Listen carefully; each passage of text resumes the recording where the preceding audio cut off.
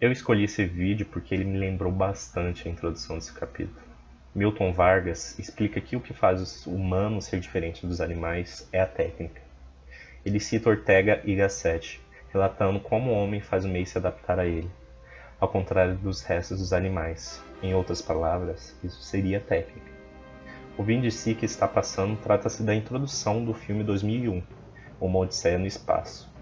Demonstra os antecessores dos humanos na sua descoberta da ferramenta que ajudaria muito em sua jornada, que a partir daquele momento eles não iriam apenas sobreviver, mas sim viver confortavelmente em seu meio que fizeram à sua demanda.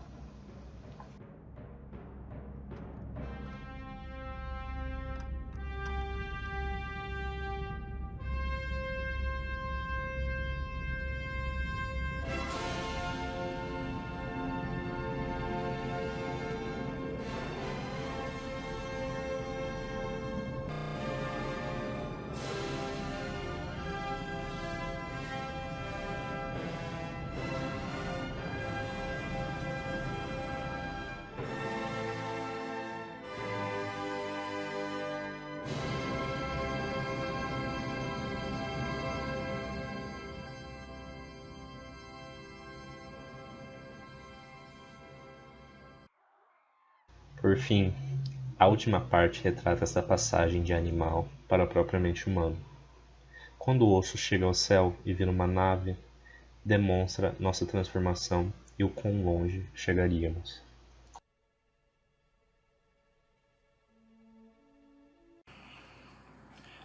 No finalzinho desse capítulo da introdução ainda, ele cita uma técnica de preservação, um avanço em técnicas de preservação do meio ambiente do humano. Mas isso seria simplesmente outro fator para a comodidade, para o conforto dele, e não sendo um ato altruísta para com o meio ambiente. Ele ainda cita bem no finalzinho ainda que a técnica faria com a história. Eu coloquei uma imagem no slide que apresenta bastante isso. Quando o nosso espaço horizontal, nosso espaço demográfico horizontal começou a ser limitado, começaram a estabelecer técnicas para construir verticalmente.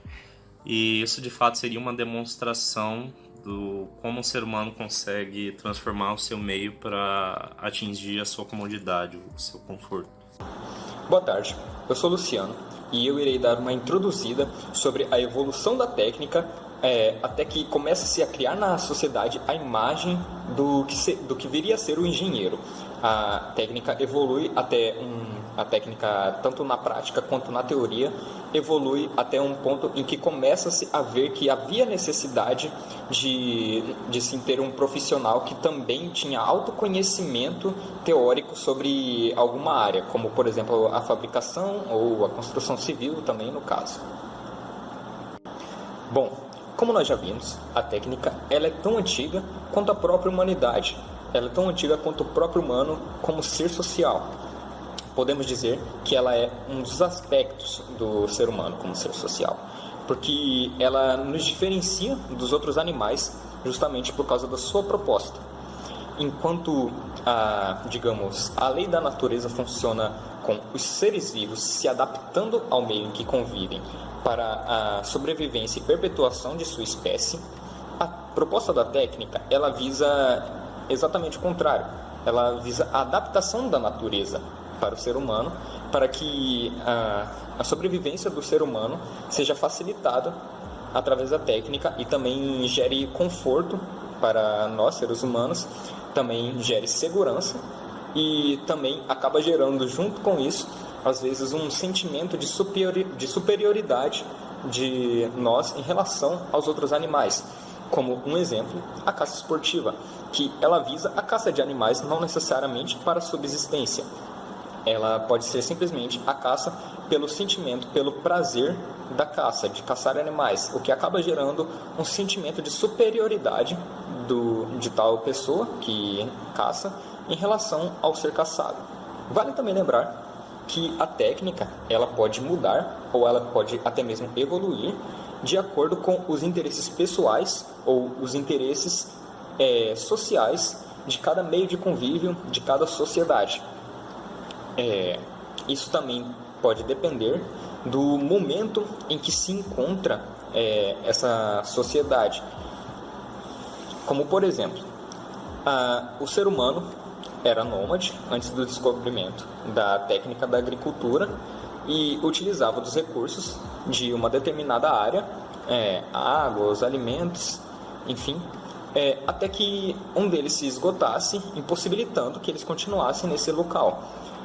A agricultura, a observação do que viria a ser a técnica da agricultura pelo ser humano demonstra uma oportunidade de mudança para que o ser humano, em vez de se mudar em determinado tempo após se utilizar de um determinado ecossistema, de ser residente, de se tornar sedentário, e possibilitava o convívio, a residência, num local por muito mais tempo do que se podia antes do descobrimento dessa técnica. É uma oportunidade vista como muito vantajosa e a agricultura passa a ser dominada pelo ser humano.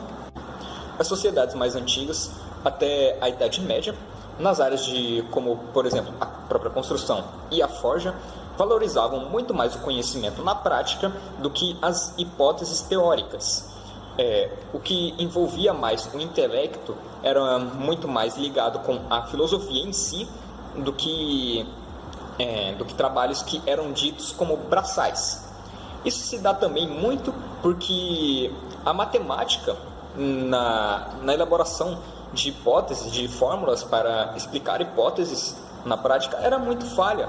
Quando ia ocorrer o experimento na prática, muitas das vezes falhava, tirando toda a credibilidade do que se dava na hipótese teórica. Um princípio dessa mudança da pessoa que possuía também o conhecimento teórico nessas áreas, como eu disse, era o artesão. O artesão possuía tanto conhecimento teórico quanto prático, mas não necessariamente conhecimento matemático. Por exemplo, um marceneiro sabe diferenciar a qualidade entre a madeira de seu trabalho. Um construtor, ele sabe a diferença entre os materiais e sabe a diferença entre a qualidade dos materiais também. Mas isso não é necessariamente dado de forma matemática. Também haviam, junto com o artesão, também o trabalhador, que acaba sendo comparado hoje em dia com o operário, que sabe manusear as suas ferramentas de trabalho, só que não tem o conhecimento na prática. Ele sabe manusear as suas ferramentas e entende as ordens que lhes são dadas para produzir o produto em que ele trabalha, basicamente. Hoje em dia, pode-se comparar ao artesão como o princípio de um técnico, de um engenheiro, e, como eu disse, desse trabalhador que era o mais braçal, com o operário hoje em dia. O ensino dessas práticas de profissões como a do artesão, por exemplo, ela era passada muito de forma praticamente completa, de forma hereditária, porque também esse trabalho era visto como trabalho braçal, e apenas braçal. Essa concepção, ela começa a ser mudada apenas por volta do século XV, que é quando acontece o renascimento cultural, o movimento renascentista. A mentalidade de que o conhecimento teórico poderia sim ser tão importante e efetivo quanto o conhecimento prático só começa a de fato ganhar força no século XV, juntamente com o movimento do renascimento cultural. E também se dá muito pela efetividade de hipóteses de teóricos que se dão como válidas na prática. Um dos pioneiros, no caso, é o infante Dom Henrique de Avis, português, que junta os conhecimentos da astronomia juntamente com os da geografia para criar uma nova técnica na navegação marítima, que era muito limitada, a navegação costeira, pelo fato de que em mar aberto, quando se perde a visão da costa, a probabilidade de se perder é extremamente alta. e esse conhecimento dele acabou se provando válido e ele acabou ganhando o apelido de O Navegador, graças a essa descoberta, que também foi muito importante para a era colonial. Outra pessoa que também foi muito importante para esse avanço foi Leonardo da Vinci, que foi uma grande personalidade, foi um grande artista e também um grande cientista. Ele também tinha essa intenção de juntar os conhecimentos práticos com os teóricos, e ele era um grande cientista e fez várias descobertas de várias áreas, como por exemplo a medicina e também a engenharia. Ele elaborou muitas máquinas, ele estudou sobre a anatomia do ser humano, e também ele também estudou muito sobre mecânica de atritos, elaborou hipóteses sobre mecânica de atritos entre peças de máquinas. Como esse movimento, como essa mentalidade do conhecimento teórico, sim, ter importância, ter efetividade, vai ganhando força, e isso dá o início da era moderna, como eu disse, junto com o renascimento cultural, em meados do século XV. Em relação a obras na construção que marcaram um grande passo, que marcaram uma evolução na engenharia, em relação a eras mais antigas não houve um passo tão grande assim, como por exemplo em eras mais antigas o aqueduto que levava água, que possibilitava levar água a áreas mais baixas por gravidade, em áreas que não tinham acesso à água. Já na era da Idade Média, não houve nenhum marco, nenhuma construção que marcou uma grande evolução na engenharia. Mas teve sim construções históricas, como por exemplo a Catedral de Notre Dame, na França, e a Torre de Londres, na Inglaterra. Olá, meu nome é Felipe Nadaf e, como meu conterrâneo Luciano citou anteriormente, vou continuar a falar sobre a evolução da técnica, baseado na obra do genioso professor Milton Vargas. No renascentismo, inicia-se a técnica moderna. Esta, resultado da conjugação de uma tradição técnica com conhecimentos científicos. É quando se percebe que tudo que é produzido, construído ou fabricado pode ser de acordo com as leis científicas. No século XVII, inicia-se a ciência moderna com Galileu. Ele procede metodicamente na análise, ou seja, decompõe o assunto em partes e os estuda separadamente, a partir da mais simples. Ou seja, ele divide o problema em várias partes pequenas e as analisam separadamente, a partir do que ele julga mais fácil. Ainda mais, cada resultado parcial é confrontado com a experiência antes de ser aceito. A primeira tentativa de aplicação de conhecimentos científicos apareceu na segunda edição do livro, Diálogos a respeito de duas novas ciências, publicado em 1638 por Galileu Galilei, no qual ali se infere a dedução do valor da resistência à flexão de uma viga em balanço, engastada em um muro e suportando peso em sua extremidade livre. Galileu não conseguiu chegar ao resultado correto, porém foi o primeiro a estabelecer princípios físicos em um problema técnico, dando início assim à famigerada resistência dos materiais. É válido fazer uma menção honrosa a muitos cientistas que ao longo dessa época tentaram aplicar princípios físicos às técnicas, como Leibniz, na instalação de bombas movidas por moinhos de vento, e Huygens, com a máquina de explosão à pólvora. Eis que, com o passar do tempo, as aplicações de teorias científicas a problemas técnicos dão certo.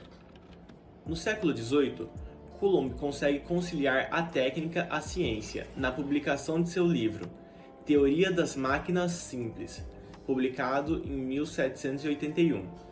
Conseguiu também calcular exatamente a resistência na viga que outrora Galileu falhou. Advindo desse sucesso, cria-se em 1774 em Paris a Escola Politécnica, cuja finalidade era ensinar as aplicações matemáticas aos problemas de engenharia civil, militar e naval. Ainda no século XVIII, começa-se a utilizar o nome engenheiro aos que faziam técnicas baseando-se em princípios científicos. É válido lembrar que antigamente a palavra era utilizada para caracterizar aqueles que se dedicavam a invenções de engenhos e posteriormente máquinas. Nessa época, houve também um desenvolvimento técnico alheio à ciência muito grande, principalmente na produção de minérios de ferro e carvão e nas construções civis, como pontes e canais, lembrando que aqui estamos no começo da Revolução Industrial. Com o desenvolvimento da técnica de forma prática, foi criado também na França 2 escolas no final do século XVIII, o que dividiu a engenharia em 2 ramos, a prática e a teórica, criando até mesmo uma rivalidade entre as duas, cada uma defendendo ferrenhamente seu ponto de vista e atacando os defeitos da outra vertente. Na Inglaterra, os avanços da técnica foram feitos por práticos, no século XVIII e início do XIX, como por exemplo, máquinas a vapor, locomotivas em trilhos de aço, motores de combustão interna, também desenvolvendo os métodos modernos de construção de pontes e túneis. Ademais, vale ressaltar, a engenharia siderúrgica e tecelagem também se desenvolveram industrialmente com a técnica avançada por práticos. Entretanto, desde o início do século XIX, teorias científicas explicavam com êxito as máquinas inventadas por práticos, como o desenvolvimento das leis da termodinâmica, o desenvolvimento das teorias de motores e da eletrostática. Porém, na maioria das vezes, não eram utilizadas como base. No século XIX, começaram a surgir escolas técnicas superiores em lugares que falavam alemão, como em Praga, Viena, Munique e Zurique. Nesse contexto, os alemães tornam-se extremamente importantes para a técnica moderna, já que começam a desenvolver tecnologia nas escolas superiores e incrementá-las na indústria. Ainda no final do século XIX, findada a Guerra da Secessão, americanos tornam-se grandes colaboradores da técnica moderna, construindo grandes ferrovias, motores, carros e até mesmo o Canal do Panamá, o que é muito importante, sério. O Canal do Panamá é muito maneiro, e posteriormente tratarei melhor dele. Nos Estados Unidos, foram fundadas escolas como o Instituto de Tecnologia de Massachusetts e o Instituto de Tecnologia de Carnegie, no final do século XIX e início do século XX, com inspirações das escolas práticas francesas. Mas o real grande desenvolvimento industrial dos Estados Unidos começou com o automóvel, quando Henry Ford lançou um modelo de produção de automóveis em série. A Rússia também participou do desenvolvimento da técnica moderna, no começo com Pedro o Grande, construindo canais, navios e ferrovias.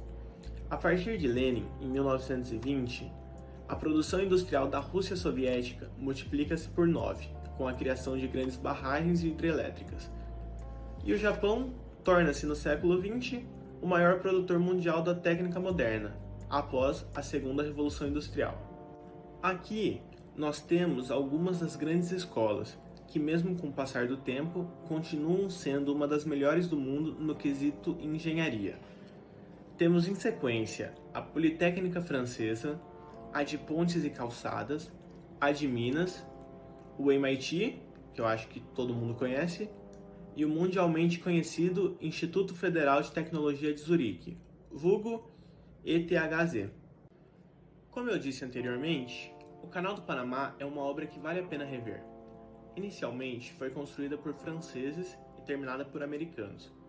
Se você olhar bem no pequeno esboço de mapa que eu coloquei no canto superior direito, percebe-se que um cargueiro que saía da costa leste americana e tentava passar para o lado oeste, normalmente teria que rodear a América, por baixo, teria que rodear passando pela costa leste brasileira, ir até lá embaixo e depois voltar todo o caminho. Entretanto, com o canal, é possível economizar 15 mil quilômetros de percurso, que se traduz em tempo e combustível poupado. Eu poderia tentar explicar o funcionamento do canal para vocês, porém, achei um vídeo que vai fazer isso 1000 vezes melhor. Enfim, obrigado pela atenção e fiquem com um vídeo do funcionamento do canal. Como eu disse anteriormente, o Canal do Panamá é uma obra que vale a pena rever. Inicialmente foi construída por franceses e terminada por americanos. Se você olhar bem no pequeno esboço de mapa que eu coloquei no canto superior direito, percebe-se que um cargueiro que saía da costa leste americana e tentava passar para o lado oeste, normalmente teria que rodear a América por baixo, teria que rodear passando pela costa leste brasileira e até lá embaixo e depois voltar todo o caminho. Entretanto, com o canal, é possível economizar 15 mil quilômetros de percurso, que se traduz em tempo e combustível poupado. Eu poderia tentar explicar o funcionamento do canal para vocês, porém, achei um vídeo que vai fazer isso 1000 vezes melhor. Enfim, obrigado pela atenção e fiquem com o vídeo do funcionamento do canal. O Canal do Panamá foi construído em 1914. Antes dele, navios que precisavam transitar entre os oceanos Atlântico e Pacífico tinham que contornar toda a América do Sul, percorrendo uma distância de quase 15 mil quilômetros. No Panamá fica um dos trechos de terra mais estreitos separando os dois oceanos. São só 65 quilômetros. Por isso, o canal foi construído lá, criando um grande atalho marítimo. Rios antigos como o rio Chagres serviram de base para a construção de lagos gigantescos, por onde os navios navegavam para atravessar o país. Mas o canal não é feito só de lagos artificiais. Como alguns trechos do território panamenho ficam até 26 metros acima do nível do mar, foi preciso construir uma série de eclusas para os navios subirem e descerem de nível durante a travessia. Na entrada do canal, o navio passa por uma série de 3 eclusas. Quando ele para na primeira eclusa, ela se enche de água até ficar nivelada com a eclusa seguinte. O navio então avança. O processo segue nas outras eclusas, até o navio chegar ao lago artificial. Na saída do canal, são mais 3 eclusas.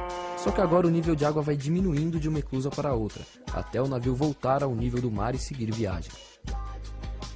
Além de cortar em caminho, os navios ainda recebem um serviço de primeira no trajeto. Um piloto que trabalha no próprio canal assume o comando do navio do início ao fim da travessia, e barcos rebocadores ajudam nas principais manobras. Como as eclusas são muito estreitas, o navio passa por elas puxado por até 6 pequenos trens. Ligados ao navio por cabos, eles ajudam a manter as embarcações super alinhadas, evitando uma trombada. Toda a travessia do canal pode durar até 10 horas.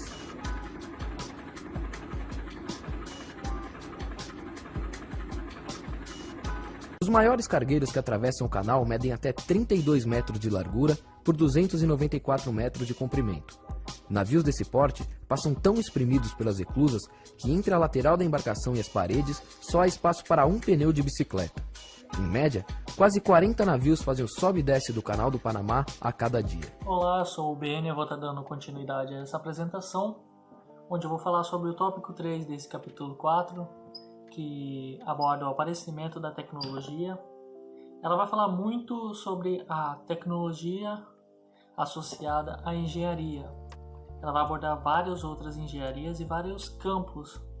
Então eu peço a atenção de vocês e acompanhe aí os próximos slides. Ok, começando meu tópico, Milton Vargas já cita a frase mais importante desse tópico. Ele já dá o seu parecer do que é tecnologia e como a gente deve se guiar para se situar nesse surgimento, esse aparecimento da tecnologia. Milton Vargas diz o seguinte: se admitirmos que a tecnologia consiste no tratado das aplicações de conhecimentos científicos ao estudo dos materiais e processos utilizados pela técnica, estaremos em posição de aceitar que a tecnologia começa a aparecer na Europa e nos Estados Unidos a partir dos meados do século XIX. Ou seja, com essa simples frase, ele já deu o seu parecer do que é tecnologia implicitamente. Porque para muitas pessoas, para muitos autores, a tecnologia vai ter diferentes significados. Para Milton Vargas, ele cita que a tecnologia é o tratado das aplicações do conhecimento científico em estudos de processos e materiais utilizados pela técnica. Para mim, isso se considera utilizar a ciência dentro da técnica do estudo da técnica para melhorá-la. Ou seja, você vai pegar um método científico, aplicar dentro do estudo das técnicas a fim de melhorá-la. Ou seja, isso é o título do livro.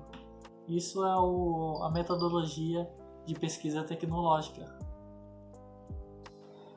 Milton Vargas considera uma primeira fase para esse aparecimento da tecnologia. Essa fase vai da metade do século XIX até a Primeira Guerra Mundial. Nessa fase, ele considera a tecnologia como uma atividade implícita em engenharia. Somente depois da Primeira Guerra Mundial, ele considera a tecnologia como uma atividade paralela à engenharia. Essa atividade implícita nesse período se deve ao fato da forte influência da educação francesa na sociedade acadêmica da época, que ela gerou uma dicotomia entre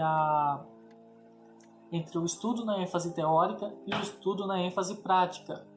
Com esse nivelamento, os países e as instituições escolheram um lado.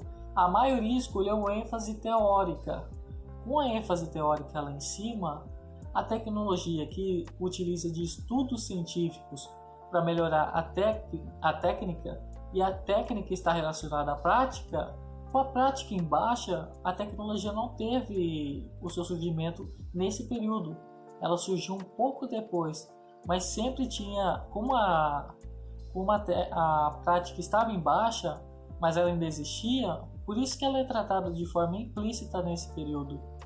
E com a técnica em cima, com um grande requerimento de engenheiros pelo processo ali, pelo aumento da produção, aumento da necessidade de energia, ocorreu um grande desastre nessa época, né, depois dessa época, na verdade, das obras que tinham esse grande base teórica, que faltou-lhe prática.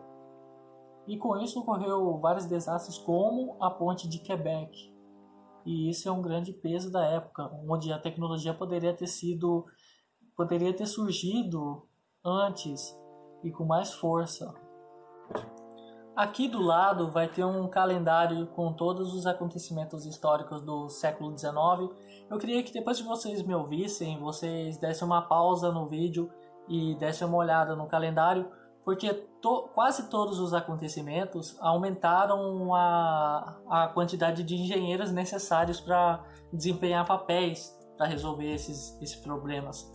Como, por exemplo, a Revolução Industrial já chegou pedindo mais engenheiros para a produção de energia, para transporte de produtos, a urbanização para trazer operários para dentro da cidade, vários outros aspectos. Guerras pedem por indústrias bélicas, que cada vez mais foi necessitando de melhorias na parte bélica, e engenheiros foram cada vez mais necessários. E com isso, tudo culminando finalmente em meados do século XIX, na tecnologia implementada dentro da engenharia como uma atividade paralela. Agora, falando da engenharia civil, o meu tópico trata bem pouco sobre essas especificações da engenharia, e na engenharia civil ele trata de algumas obras, ele cita obras que foram feitas nesse período, e eu não vou citar todas, eu vou citar só as mais importantes, que são as barragens que foram feitas nesse período no Brasil, na Índia e nos Estados Unidos, que eram para fins de irrigação de plantações e produção de energia elétrica. Não só isso, mas também o sistema de transporte subterrâneo nas grandes cidades, como Nova York, Paris, Londres, que ocorreu aquela ligação do continente com aquela parte não continental, que é o Reino Unido. E essa via é famosa até hoje, é muito importante hoje em dia, e isso foi construído tudo naquela época. Para vocês verem a importância da engenharia civil daquela época.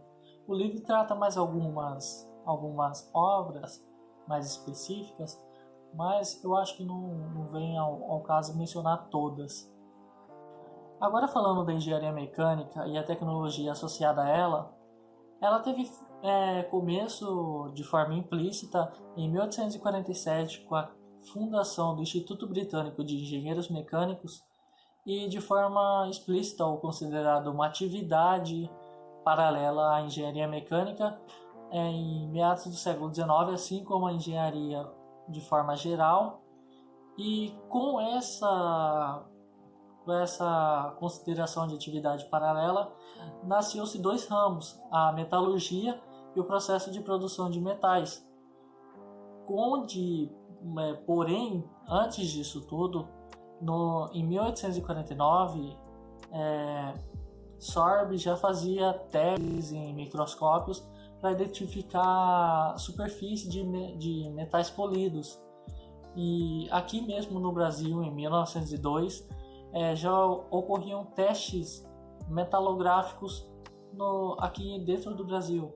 Isso tudo para comprovar que a tecnologia não começou a surgir do nada. Ela foi surgindo aos poucos, foi de forma implícita e depois de forma explícita, onde foi meio que reconhecida como uma técnica e uma atividade correlata à área da engenharia mecânica também. Agora, falando de engenharia química de forma sucinta, na época houve um grande avanço tecnológico por parte da Alemanha, e os fatores são um contrato que eles fizeram com as universidades técnicas e a especialização na parte da química sintética, onde eles viraram referência nesse quesito nessa época. Não posso deixar de fora outras partes que se desenvolveram nessa tecnologia, que foi a aeronáutica, a iluminação elétrica e o rádio. Aqui do lado eu coloquei alguns dos inventores mais, digamos assim, citados dessas áreas, e a semelhança entre eles é que eles são muito bem fundamentados na prática e eles utilizam de princípios da mecânica e da elétrica. Então eu coloquei primeiro o Conde Zeppelin. Ele devotou sua vida à carreira militar e desenvolveu o dirigível. O livro considera isso como um modelo de voo da aeronáutica que o peso é menor do que o peso do ar, que assim ele flutua no ar. Já Santos Dumont, que foi o primeiro voo registrado foi dele ao redor da Torre Eiffel, foi o peso maior que o peso do ar, que são aviões. Mas Orville e Wilburn, que são engenheiros norte-americanos, já fizeram voos antes de Santos Dumont. Agora, Thomas Edison. Thomas Edison, eu acho que a maioria conhece, que é o criador da lâmpada. Primeiro ele implementou em Nova York e depois houve uma produção em massa para distribuição. Gangliano Marconi, que foi a primeira pessoa que eu achei interessante, que ele foi a pessoa que ganhou até o Nobel de Física por mandar uma mensagem até o Cristo Redentor e acender as luzes dele. Eu achei isso muito interessante e uma revolução para a época, mas ninguém fala sobre ele. E é isso, esse foi o meu trabalho, espero que vocês tenham gostado e continue com o Nicolas. Boa tarde, me chamo Nicolas Gomes, sou aluno do 2º ano de Engenharia Civil e vou falar um pouco hoje sobre pesquisa tecnológica, principalmente ligada à nossa área, da Engenharia Civil. Como foi comentado anteriormente, a pesquisa tecnológica tem duas origens. A primeira foi por investigação de professores numa universidade alemã, chamada Techno-Hochschule. A segunda foi em laboratórios particulares dos Estados Unidos, onde o primeiro é de um cientista que provavelmente todos nós conhecemos, chamado Thomas Edison. Já no Brasil, um dos primeiros laboratórios a realizar pesquisa tecnológica foi no Laboratório do Ensaio de Materiais, fundado por Ari Torres em 1926, na Politécnica de São Paulo. Ele usava como base o Laboratório de Zurique. Já outra origem da pesquisa tecnológica no Brasil está na Estação Experimental de Combustíveis e Minérios, fundada por Fonseca Costa em 1922. Porém, no primeiro comentado, no Laboratório do Ensaio de Materiais, foi onde fez as primeiras pesquisas relacionadas à construção civil e seus materiais. Já no segundo, foi onde fez as primeiras pesquisas relacionadas a minérios nacionais e fontes de energia, como, por exemplo, o álcool motor. Para a área da pesquisa tecnológica civil, as primeiras pesquisas foram feitas em relação ao concreto armado e solo de fundações. Porém, na parte do concreto, é importante citar a pesquisa de Duffy Abrams, feita no Laboratório de Chicago em 1918, para a dosagem do concreto. Já aqui no Brasil, essas pesquisas eram adaptadas em circunstâncias nacionais, por Ari Torres, no Instituto de Pesquisa Tecnológica de São Paulo. Durante as duas guerras, principalmente na Alemanha, houve um notável desenvolvimento de tecnologia para uso de teoremas matemáticos em cálculos de estrutura. Porém, mais importante do que isso, foi o uso de cargas de testes para assim olhar o real comportamento da estrutura e, com isso, modificar como convinha os teoremas estruturais. A partir de 1920, nas escolas de língua alemã, houve um notável desenvolvimento no cálculo de concreto armado. Ponto, a construção de estradas na Alemanha na década de 30 impulsionaram paralelamente a pesquisa da mecânica de solos. Simultaneamente, nos Estados Unidos, com a criação de pistas de rolagem na década de 20 a 40, impulsionaram a pesquisa tecnológica em laboratórios de Washington e do MIT em Boston. Durante a Segunda Guerra, essa pesquisa foi intensificada, visando a criação de aeroportos e pistas militares. E, finalmente, após a Segunda Guerra, houve um grande desenvolvimento no projeto de criação de barragens por alguns famosos laboratórios americanos. Entretanto, aqui no Brasil, a pesquisa tecnológica era acompanhada de perto pelo Instituto de Pesquisa Tecnológica de São Paulo. Lá desenvolveu-se tecnologias do concreto armado e da verificação experimental das estruturas, mais ou menos a partir da década de 30. Já na década seguinte, iniciou os estudos da propriedade do solo, visando a engenharia rodoviária e de fundação, acompanhada pela observação da fundação de edifícios, paviamentos, cortes e aterros rodoviários. Em seguida, iniciou-se o estudo da geotecnologia, visando o conhecimento aplicado da geologia, e no ramo da civil, visando a construção de túneis, barragens e estradas e algumas outras obras. Porém, aqui no Brasil, essas pesquisas eram feitas em partes por laboratórios, mas pela grande maioria pela observação direta, real do comportamento de obras e da sua formação geológica natural. Um outro ramo da pesquisa tecnológica no Brasil ligada à civil se deu na parte da hidráulica. Com a organização de laboratórios hidráulicos em São Paulo, Rio de Janeiro, Porto Alegre e Curitiba, a partir do final da década de 40.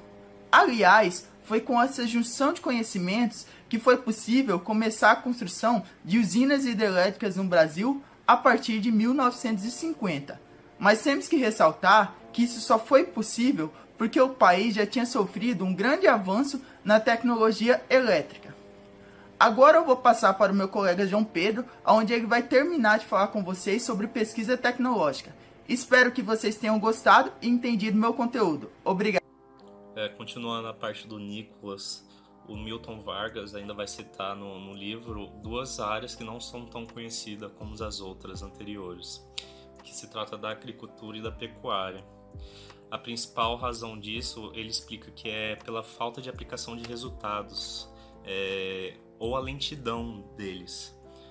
Ele ainda cita uma diferença geográfica, demográfica referente a essas duas áreas, onde são mais industrializados, ou seja, nas áreas posteriores que o Nicolas já explicou, vai ser mais desenvolvido, enquanto onde predomina a agricultura e a pecuária vai ser menos desenvolvido. Seguindo ainda nesse capítulo, o autor vai falar da definição da pesquisa tecnológica, fazendo contraste com a pesquisa científica. Ele explica que o principal objetivo da pesquisa tecnológica seria trazer uma economia e praticidade nos seus resultados. Ou seja, se tiver um método, uma maneira melhor de se fazer a mesma coisa, sendo mais econômica e mais barata, esse seria propriamente o resultado da pesquisa tecnológica. Em comparação, a pesquisa científica apresenta uma amplitude bem maior, não necessariamente se preocupando com a economia e a praticidade. E ainda, Milton Vargas explica a base da pesquisa tecnológica, configurando como uma conjuntura, ou seja, uma série de eventos, ou como uma hipótese, ou como uma teoria prévia. Ele ainda cita que a pesquisa será analisada sobre diversos critérios. Um desses, por exemplo, na nossa própria área, trata-se das normas brasileiras, ou NBR. Mais especificamente, poderíamos colocar como uma teoria uma mistura de concreto e que teríamos que analisá-la por um critério, por exemplo, a compressão. E esse critério existe na NBR, existe como se medir a compressão a um determinado corpo de prova de um concreto. Sobre a inclinação da pesquisa tecnológica, podemos dizer que a maioria das empresas ditam a orientação do objetivo. Várias vezes o pesquisador já é fornecido com objetivo, justamente pela natureza da própria. Uma vez que os resultados trazem economia e praticidade, é justificável que há influências das grandes empresas dentro desse âmbito. Mas ainda assim, apesar de tanto influência nesse âmbito da pesquisa, de forma alguma o mérito dos pesquisadores são tirados. Por fim, concluído todo esse capítulo, o autor vai filosofar sobre o início do descobrimento das técnicas, que se deu no século XVIII no renascentismo. Ele vai falar que, a princípio, foi bem lenta e só acelerou de fato depois da Revolução Industrial, na qual usavam máquinas de vapor. Ou seja, uma aplicação da técnica influenciando profundamente a sociedade naquela época. E tem mais, eu coloquei como exemplo a cidade de Toronto, no Canadá, e a cidade de Chicago, nos Estados Unidos. E podemos ver uma série de estudos, descobertas e aplicação de técnica, entre outros esforços citados durante essa apresentação inteira, justamente na nossa área de aplicação, na nossa área do nosso curso. Milton Vargas considera uma primeira fase nesse aparecimento da tecnologia. Milton Vargas começa com... Começando meu capítulo. A investigação de professores na Universidade Alemã Technohochschule é foda, Technohochschule. Voltando para a área da tecnologia. Ô tio, o que você tá fazendo? Tá gravando. Ele era passado de forma hereditária, basicamente. Praticamente só era passado. A mentalidade de que a prática poderia sim ser tão importante quanto falei prática, velho. Que o conhecimento de profissões como o de artesãos eram artesãos, Luciano, artesãos. Artesãos, velho.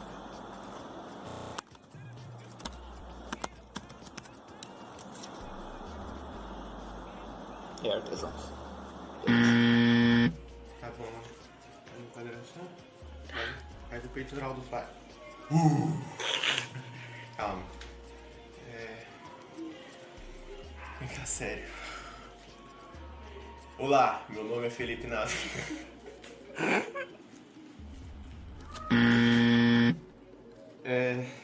Eu não consigo ficar sério. Como que ficou a mão? Assim tá bom. Olá, meu nome é Felipe Nadaf e... Calma aí. Você não acha melhor eu trocar de roupa, pentear o cabelo, colocar o óculos? Tô parecendo muito... Olá, meu nome é Felipe Nadaf e como... amor, o churrasco tá pronto. Ok, Lúcio. Vou gravar em casa, foda-se. Depois eu pentei o cabelo e é isso. Desde já, obrigado por assistir a nossa apresentação Agora a gente vai estar abrindo um quiz. Eu quero que vocês entrem lá, porque o ganhador vai ganhar 0,3 pontos na P1 do Nince. E quem responder mais rápido ganha. É simples. Sobre essa apresentação, perguntas não vão estar difíceis. Vai ser bem basiquinho. Então, o primeiro que responder vai ganhar e levar esse prêmio para casa.